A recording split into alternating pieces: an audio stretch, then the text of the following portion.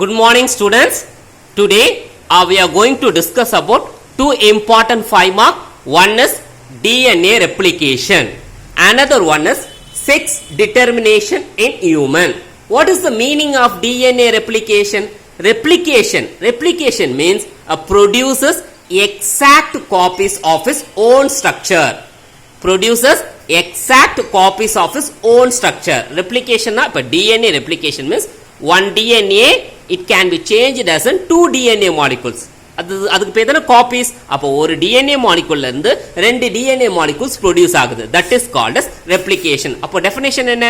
DNA molecules produces exact copies of its own structure. So what are the process occurs during replication? First process, origin of replication. Second process, unwinding of DNA molecules. Third process, formation of RNA primer. And fourth process, synthesis of complementary strand from the parent strand. கொஞ்சம் கவனிங்க.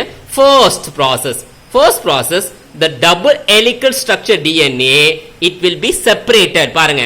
ஓகேவா, 2 strand இருக்கு. இப்போ என்ன ஆகுது? இந்த ரெண்டு strand தனித்தனியா செப்பரேட் ஆகுது. The two strand first it will be separated. ஓகேவா, where it has been started and the separation எங்க ஸ்டார்ட் ஆகுது பாருங்க. It has start from there. இங்க ஸ்டார்ட் ஆகுது. So that is called as origin of replication. Where the replication has been started, that place are called as origin of replication. அப்ப பாருங்க. So which enzyme is used to separate the DNA strand?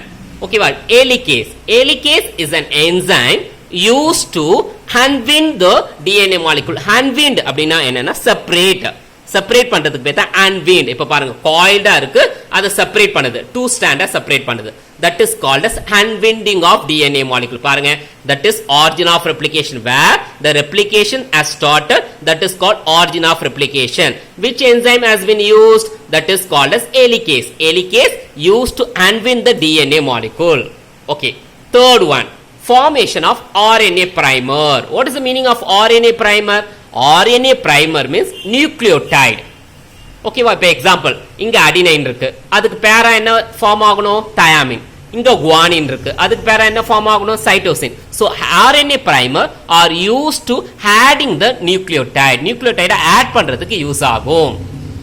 So the RNA primer are used for adding the nucleotide. Helicase are used to separate the DNA strand. Okay, above the origin of replication, one, okay, that is DNA has been super coiled. பாருங்க, நல்ல coiled ஆயிருக்கு. That coiled has been released by topoisomerase. Topoisomerase enzyme எதுக்கு use ஆகுது? To release the super coil. ரொம்ப இறுக்கி இருக்கு பாருங்க, ரொம்ப இறுக்கமா coiled ஆயிருக்கு, அதை ரிலீஸ் பண்றதுக்கு பேர் தான் topoisomerase. Okay, DNA helicase are used for unwinding the DNA strand, to separate the DNA strand, and topoisomerase releases the supercoil. And RNA primer are used for addition of nucleotide. அப்ப பாருங்க, ஒவ்வொரு nucleotide add ஆயிட்டே இருக்கு. So the continuous add ஆகிறதுக்கு DNA polymerase use ஆகுது. The DNA polymerase are used for addition of nucleotide continuously. Okay, continuous உங்களுக்கு nucleotide என்ன ஆகுது? ஆட் ஆயிட்டே இருக்கு. So one new strand has been formed. This strand has been formed continuously. பாருங்க, continuously form ஆகிறதுனால that is called as leading strand. அப்போ one parental strand இருக்கு, one newly synthesized strand இருக்கு. complementary strand னு சொல்வாங்க. complementary என்ன? இங்க adenine இருந்தா இங்க தயாமின் இருக்கும், இங்க குவானின் இருந்தா இங்க சைட்டோசின்ஸ் இருக்கும். So the complete complementary strand has been formed. It has been formed continuously. That is called as leading strand. Another strand has been formed. பாருங்க, it has been formed discontinuously. continuously அங்கங்க block இருக்கு பாருங்க. That is called as lagging strand. ஓகேவா, the small short segment of DNA fragments are called Okazaki fragment. சின்ன segment இருக்கா, that is called as Okazaki fragment. That fragment has been joined. இங்க joined ஆகுது. How it is joined? It will be joined with the help of DNA ligase. Okay, one parental strand, one newly synthesized strand. One parental strand, one newly synthesized strand. The strand has been formed continuously with the help of DNA polymerase. this strand has been formed discontinuously, but this short segment has been joined with the help of DNA ligase. This is called as DNA replication.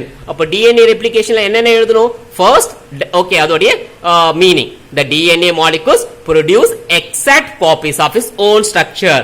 What are the process occurs in replication?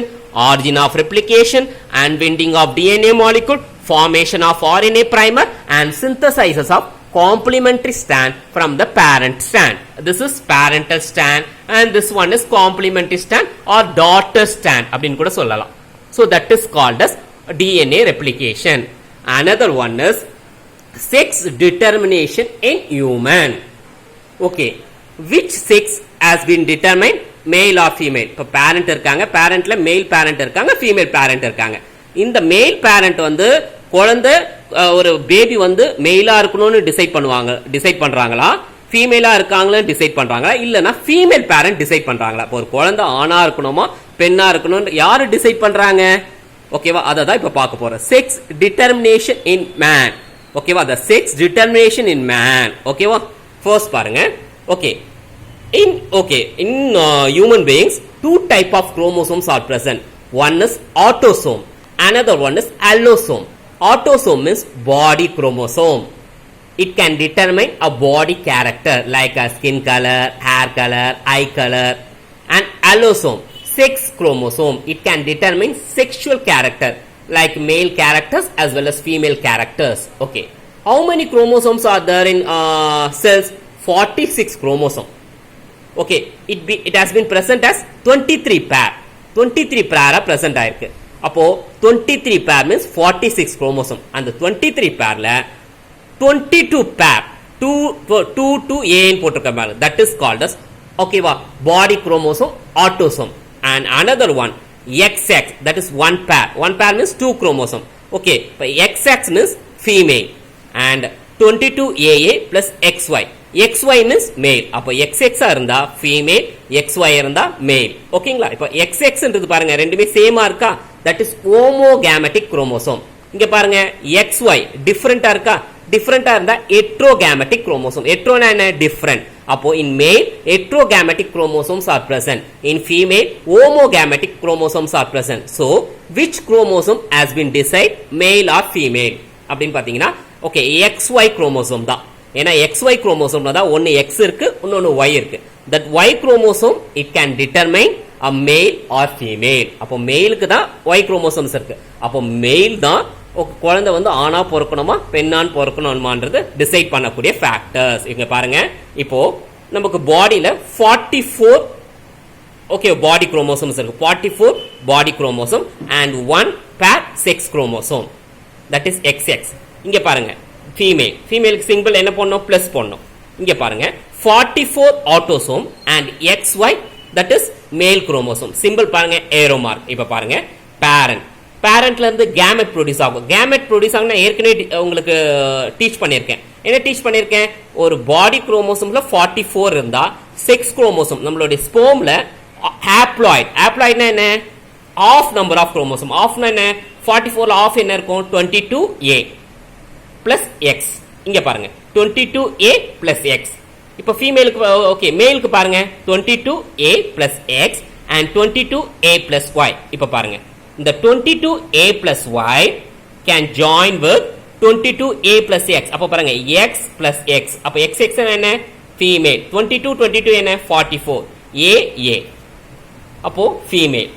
22A plus X and 22A plus S can join with 22A plus Y. அப்போ பாருங்க 44AA plus XY male. அப்போ that is male. அப்போ the heterogametic chromosome deciding a male or female. அப்போ male தான் ஒரு குழந்தை ஆணா பிறக்கணுமா பொண்ணா பிறக்கணுமான்றதை டிசைட் பண்ணக்கூடிய factor. that is called as heterogametic chromosome. அப்ப heterogametic chromosome என்ன? the chromosome consists of one X chromosome, another one is Y chromosome. So both the questions are very important questions ma. Okay va? Thank you students.